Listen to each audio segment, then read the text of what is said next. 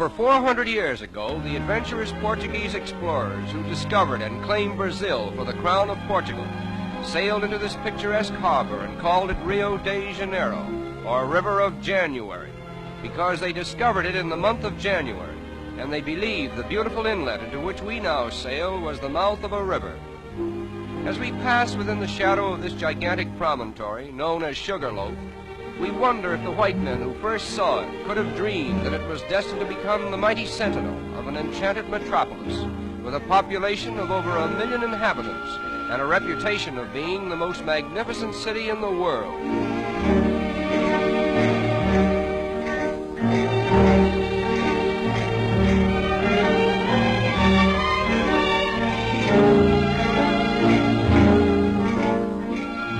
Passenger ships arriving at Rio today literally tie up at the foot of Main Street and immediately become a picturesque part of the skyline, as well as a convenient point of egress to the city itself. Rio de Janeiro is not a manufacturing city. Therefore, there is a preponderance of foreign goods on sale in all the smart shops. Nevertheless, foreign influence has not changed the strong allegiance which the Brazilians have for their native continent. They proudly proclaim themselves South American, and they very much resent the North Americans' alleged monopoly of the word American.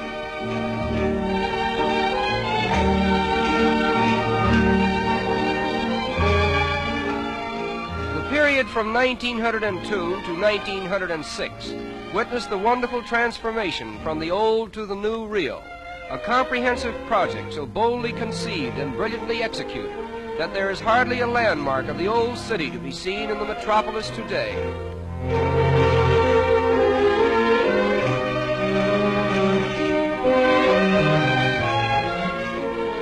The most unique feature of the clean and spacious streets is the decorative mosaic work that adorns the sidewalks.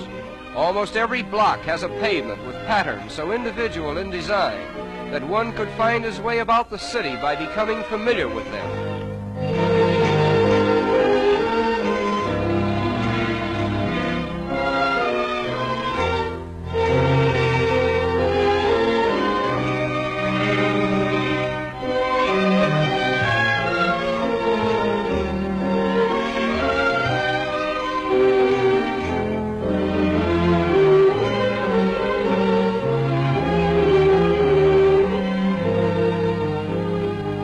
Rio is particularly noted for its numerous and colorful parks, which are scattered in picturesque profusion throughout the city.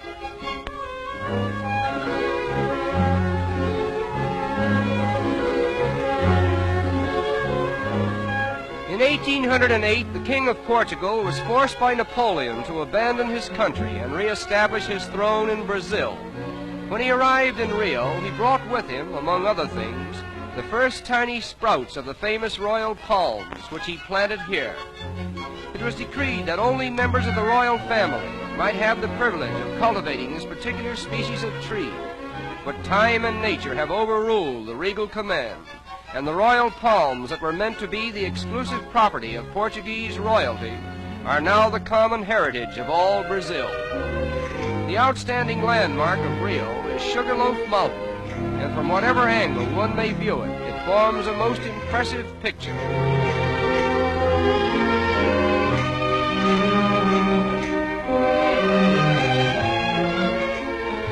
Swimming is one of the most popular sports in this pleasure-loving city.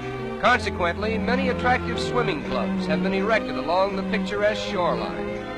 The architectural designs of these clubs are unusually distinctive, and many of them are actual reproductions of famous institutions in Spain and Portugal. Among the many fine boulevards in this city of splendor, the most beautiful is the Avenida Beira-Mar, with its marble promenade encircling the waterfront for a distance of 5 kilometers.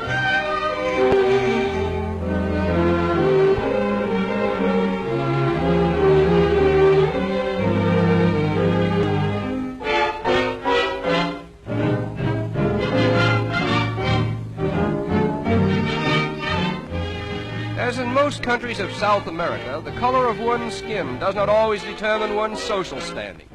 As a matter of fact, the racial color line seems to be so thinly drawn that it has become a haven of toleration for all races. Nevertheless, the Portuguese language still prevails.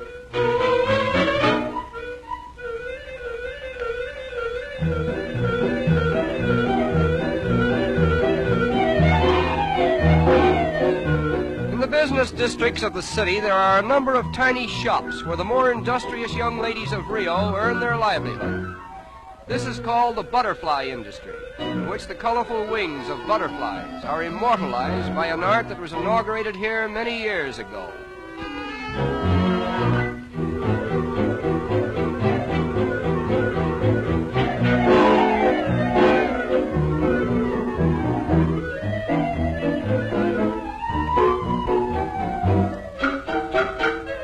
A design is first painted on glass, and the delicate butterfly wings, which have been carefully assorted for their best colors, are cleverly worked into the design and held in place by adhesive tape. Another layer of glass is finally placed over the tape, and the wings, thus preserved, will hold their lifelike colors indefinitely.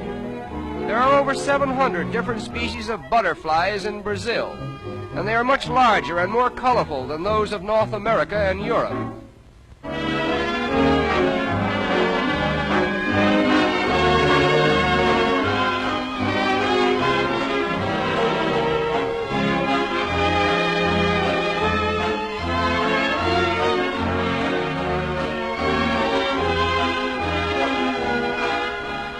The completed articles consist of tea trays, vanity and jewel cases, bonbon dishes, and decorative pictures designed to glorify the city's landmarks.